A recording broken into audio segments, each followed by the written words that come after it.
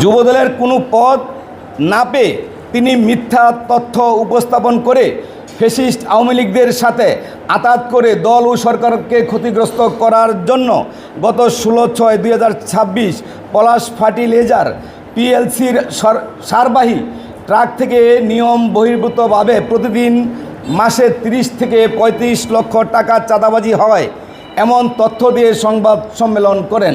সাম্প্রতিক সময়ে নরসিংদী 2 নির্বাচনী এলাকার বিভিন্ন বিষয়ে গণমাধ্যমে সম্পূর্ণ ভুল তথ্যের উপর ভিত্তি করে নানা মন্তব্য অভিযোগ প্রচারিত হচ্ছে। গণমাধ্যমে প্রচারিত এসব মিথ্যা বানোয়াট ও বহুল সংবাদ সাধারণ জনমনে বিভ্রান্ত সৃষ্টি করছে, যা পলাশ থানার বিএনপি নজরে আসছে। এসব বিভ্রান্তিকর সংবাদ দলের ভাবমূর্তি ও রাজনৈতিক কর্মকাণ্ড সম্পর্কে জনসাধারণের মনে ভুল ধারণার জন্ম নিতে পারে।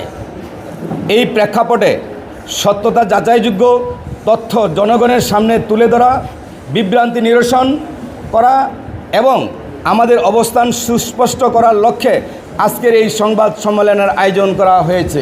গোরাশাল পৌরসভার যুগ্ম সাধারণ সম্পাদক মহিউদ্দিন চিস্তিয়ার বিরুদ্ধে নিষিদ্ধ ঘোষিত কালীগঞ্জ পৌরসভা আওয়ামী লীগের সহসভাপতি সাখাওয়াত হোসেন বিভিন্ন সংবাদ মাধ্যমে ওনাকে শারীরিকভাবে নির্যাতন, এমনকি কানে কামড় দেওয়ার মতো মিথ্যা অভিযোগ প্রচার করেন। উপরন্ত বিএনপির ভাবমূর্তির সুনাম বিনষ্ট করার জন্য উদ্দেশ্য প্রণোদিতভাবে মিথ্যা নাটক সাজিয়ে অভিযোগকারী সাখাওয়াত হোসেন নিজে বাদী না হয়ে, এমনকি ওনার আত্মীয়কে বাদী না করে আওয়ামী লীগের যুগ সাজসে সজীবকে দিয়ে বাদী করে মহিউদ্দিন চিস্তিয়া সহ বিএনপির আরও 10 জন নেতার কর্মীর বিরুদ্ধে পলাশ থানায় একটি বানোয়াট মামলা দায়ের করেন। এতে প্রমাণিত হয় যে মহিউদ্দিন চিস্তিয়া এর বিরুদ্ধে আনীত অভিযোগ সম্পূর্ণ মিথ্যা, বানোয়াট এবং ভিত্তিহীন।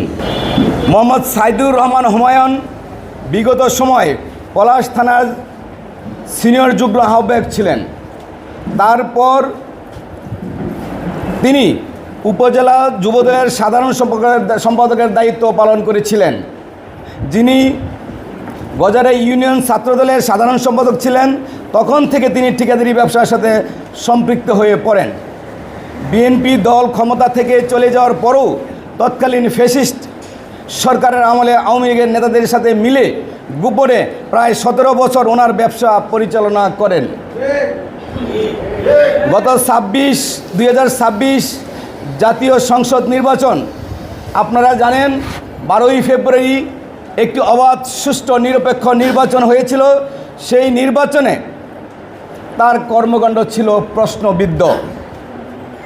নির্বাচনকালীন সময়ে ওনার প্রশ্নবিদ্ধ ভূমিকার কারণে পলাশ থানা বিএনপি নির্বাচন পরবর্তীকালে তাকে দলীয় কর্মকাণ্ড থেকে দায়িত্ব প্রদান করেননি এবং নতুন পলাশ থানা যুবদলের কমিটিতে ওনাকে রাখা হয়নি। যুবদলের কোনো পদ না পেয়ে তিনি মিথ্যা তথ্য উপস্থাপন করে ফ্যাসিস্ট আওয়ামী লীগদের সাথে আঁতাত করে দল ও সরকারকে ক্ষতিগ্রস্ত করার জন্য গত 16/6/2026 পলাশ ফার্টিলাইজার পিএলসির সারবাহী ট্রাক থেকে নিয়ম বহির্ভূতভাবে প্রতিদিন মাসে 30 থেকে 35 লক্ষ টাকা চাঁদাবাজি হয় এমন তথ্য দিয়ে সংবাদ সম্মেলন করেন।